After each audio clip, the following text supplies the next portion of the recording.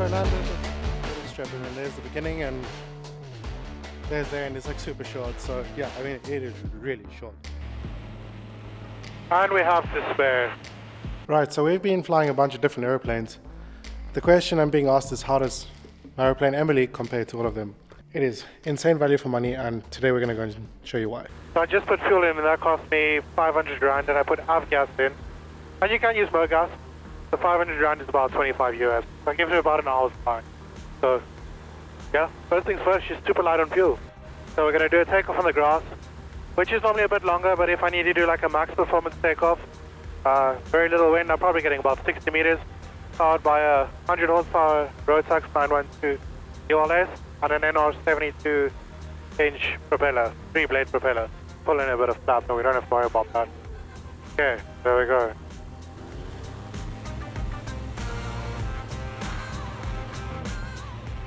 Okay, so I'm seeing about 32 mile an hour. And that's how we're flying. So right now I'm not even really trying to get a proper climb going. I'm sitting at like about 1,000 foot per minute, which is pretty insane for a little airplane. Well, I mean, like I know there are other airplanes that do climb a bit better than that. But I mean, 100 horsepower value for money. Like we could probably get it into 1,000, but that's like, you know, short takeoff. Not necessarily going for max climb. I mean, the deck angle is pretty crazy. Like here, we're sitting at, okay, there's 1,000 foot per minute, 1,100, and I'm just stuck there at 1,100 foot per minute. Get her level up here, get her into the cruise. So what I normally do is I put a bit of flap in, just to kind of get her on step. So normally cruise speed, I set about 5,200 RPM, and I get about 85 miles an hour, about just shy of 90 true, so it has. I mean, if you look how this compares to a bunch of other airplanes like that are probably 3 or 4 times its price, maybe even more, it's not far off. Like, yes, you can fly 2 up in this airplane, but it doesn't perform as well. Like, you know, she does feel a bit sluggish, etc. When you are solo, half tanks, she's a monster. Takeoff and landing. So this airplane is a kit plane for KFA Bushbaby. It is like one of the later models, or like one of the later ones in the production cycle. I've done a bunch of upgrades to it, like all factory upgrades, with factory supported parts, put it that way. When I bought the airplane, it cost 200,000 rand, which is about 10,000 US. I don't know what I've spent. I'm not keeping any sort of tabs on that. But you can pick up an airplane like this for around 850,000, which is about 40,000 US, give or take 35,000, 40,000. You know, that's why I'm saying it's a lot cheaper than something like a Super Cub or a Carbon Cub or maybe the Safari XL. I do find that the airplanes, you know, double the investment gets you 10 to 15 mile an hour better cruise, and then you have a lot better space. With this airplane, I really run into issues with space. You burn anywhere between 15 and 18 liters an hour, so you got quite a bit of range. I do feel that you need to fly this airplane a lot. Like, I mean, it's hands-on the whole time. You know, you can't really do that unless it's super smooth, but most of the time you're flying hands-on. I fly all these airplanes, and then I get in this airplane, and I'm like, damn, it's still a really nice airplane. I really enjoy flying it. I think the only thing that catches me on this airplane is the space and the cruise speed. And when I say cruise speed, I mean, like I'm not really trying to fly fast, but, you know, sitting like 83 miles an hour at the moment, for 5,000 RPM, 4,900. In saying that, the propeller is pitched for high performance takeoff, if I could put it that way. So by no means is it pitched for a cruise setting. So I kind of found that this setting where I'm at now gives me a good overall on it. I could go and pitch it a bit more coarse, which would make it faster, but then I'll lose takeoff roll. And, you know, so I kind of found a happy medium on this. I know guys do put an E-prop propeller on. They're getting close to 110 mile an hour cruise, which is also really not bad. Courses for courses, right? You can actually fly with the door open, which makes flying pretty epic. Like now I'm sitting 70 mile an hour, you put your hand up the door and you can just sort of cruise along, which is really one of the nice things about the turbine. So this is the catch now. to try and close the door is the catch. Oh, but now you need to, so you kind of need to, this is the trick, you need to push that thing forward, and then you need to close the door, hold the joystick with your legs, and so I think a couple of the cons on this aeroplane is, you know, like when you're flying up high, because it's so sensitive, it kind of feels like you're landing in the air when there's turbulence, so like, it gets a bit skittish when there's turbulence, which isn't, like, it's not the greatest feeling, I'll be honest with you. You really feel like those drops and stuff, and like sometimes you can, like, your control stick actually gets like moved around, you know, but where she really becomes super fun is when you can get nice and low, and you can just, like, you can literally carve, it's just so insane.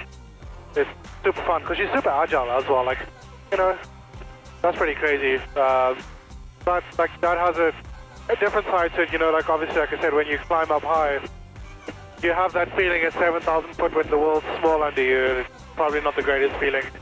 In terms of STOL performance, she's really not that bad. I'd say you probably need to fly her a little bit harder than what you need to fly an expensive airplane. When I say, like, you know, Carbon Cub or something like that, you can probably go into the same strip. You're just working a lot harder than what those guys are. You know, you really have to be on top of your A game, where those guys, you know, the airplane's probably a little bit more capable of that. So there's a little field over here that's about 100 meters long. I'm going to go and check it out.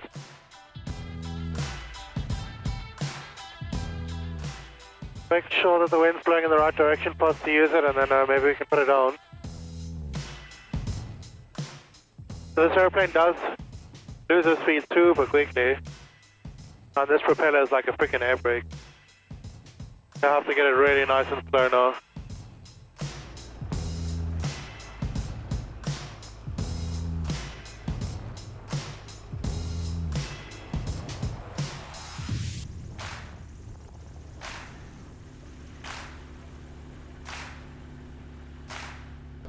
One thing I do need to show you guys is the freedom that this little airplane gives you. Check this out.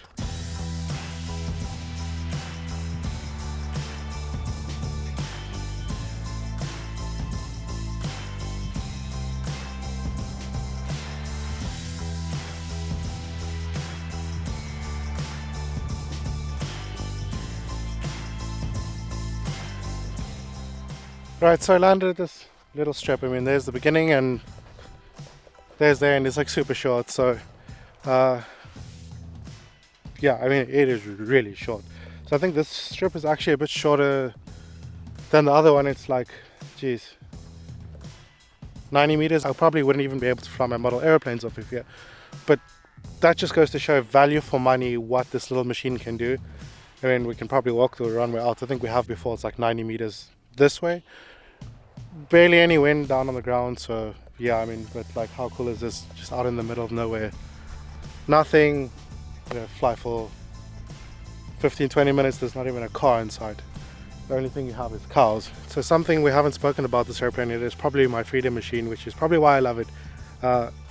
Yeah, as I said, value for performance. There's not many aircraft that you're going to be able to get that's going to put you into a strip that's shorter than 100 meters with literally no wind. Okay, so I think that's that for now. I'm going to pack up here and head back to Stellies. Okay, so time to do this takeoff. You have to be on your A game. Same with the landing, because there's no runoff. Like, it's bush and yeah. I keep forgetting how short the strip is. It is mad short. A little bit of flap in. Okay, here we go.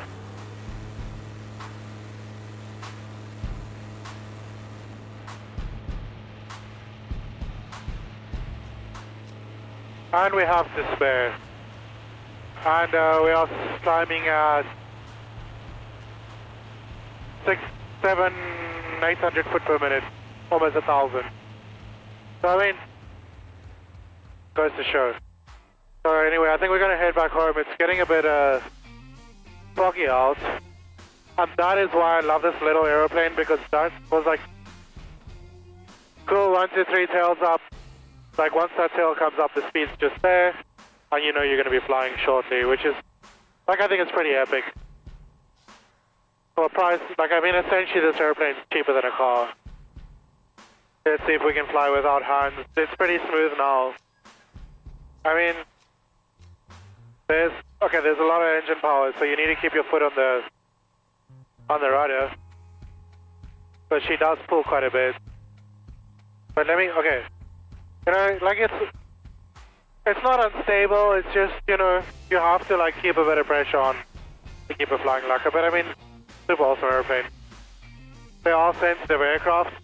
I've heard of people thinking they can fly the aircraft and almost rolling it on takeoff. And these are Boeing pilots, etc. But also that's the exception, right? Maintenance on these airplanes, I mean, they're pretty simple airplanes. There's nothing crazy. I think it is actually quite a safe airplane as well because all your speeds are pretty low. So like, if you had an engine failure, you know, like, okay, cool, there's, you know, we can go there, we can go there, we can go there. And I think the best part of this airplane is you can get in and you can sit and you can disconnect because you're not worried about the fuel burn. Like I can literally just sit here. Obviously, make sure all the instruments are good, but you can look out the window and you can just like take in the moment without worrying about it costing you a massive amount.